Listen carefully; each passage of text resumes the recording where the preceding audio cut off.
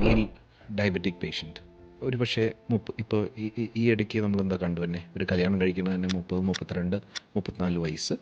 അപ്പോൾ ഏകദേശം പ്രമേയം തുടങ്ങുന്ന സമയം. ഇവർ കല്യാണം കഴിക്കുമ്പോൾ എന്തൊക്കെയാണ് അവർ പ്രമേയം മൂലം പിന്നെ ഇവർക്ക് വരാവുന്ന ലൈംഗിക പ്രശ്നങ്ങളൊക്കെ ആയിട്ട് കണക്റ്റഡ് ആയിട്ട് എന്തൊക്കെ പ്രിക്കോഷൻസാണ് അവർ എടുക്കേണ്ടത്? ഡയബറ്റിക് ആയിട്ടുള്ള ഒരു മെയിൽ പേഷ്യൻ്റ് കല്യാണം കഴിച്ചു കഴിഞ്ഞാൽ ബിഫോർ 35 ഇയേഴ്സ് 35 വയസ്സിന് മുമ്പ് ഒരു ഫാമിലി പ്ലാൻ ചെയ്ത് തുടങ്ങണമെന്നാണ് എൻ്റെ അഡ്വൈസ്. കാരണം 35 ഇയേഴ്സോ ഞാൻ 40 ഇയേഴ്സ് കഴിയുമ്പോൾ ആണ് ഈ ഡയബറ്റീസിൻ്റെ ഒക്കെ മാനിഫെസ്റ്റേഷൻസ്, അതായത് ഇങ്ങനെ ഇറക്ഷൻ്റെ പ്രശ്നങ്ങളൊക്കെ കണ്ട് വരുന്നത്. അപ്പോൾ 35 ഇയേഴ്സിന് മുമ്പ് അവർ പ്ലാൻ ചെയ്ത് തുടങ്ങണം. Very important message, very very important.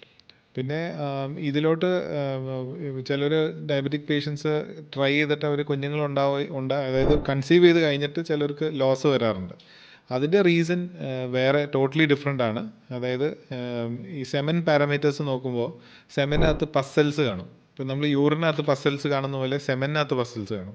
അതിൻ്റെ റീസൺ നമ്മുടെ സെമൻ പോകുന്ന ഗ്ലാൻഡുകൾ, അതായത് പ്രോസ്റ്റേറ്റ് ഗ്രന്ഥി അടക്കം സെമിനൽ വെസിക്കിൾ അങ്ങനത്തെ ഗ്ലാൻഡുകളുടെ ഉള്ളിൽ ഇൻഫ്ലമേഷൻ, നീർക്കെട്ട് വരുമ്പോൾ വരുന്ന കുറേ ചേഞ്ചസ് ആണ്. അത് കാരണം ഇങ്ങനത്തെ പേഷ്യൻസിൻ്റെ ക്വാളിറ്റി ഓഫ് സെമൻ വരെ എഫക്റ്റഡ് ആവും. അപ്പോൾ അതുകൊണ്ട് ഡയബറ്റിക് പേഷ്യൻസ് എപ്പോഴും എത്രയും നേരത്തെ അവരൊരു കുഞ്ഞുണ്ടാവാനായിട്ട് ട്രൈ ചെയ്യണം എന്നാണ് എൻ്റെ ഒരു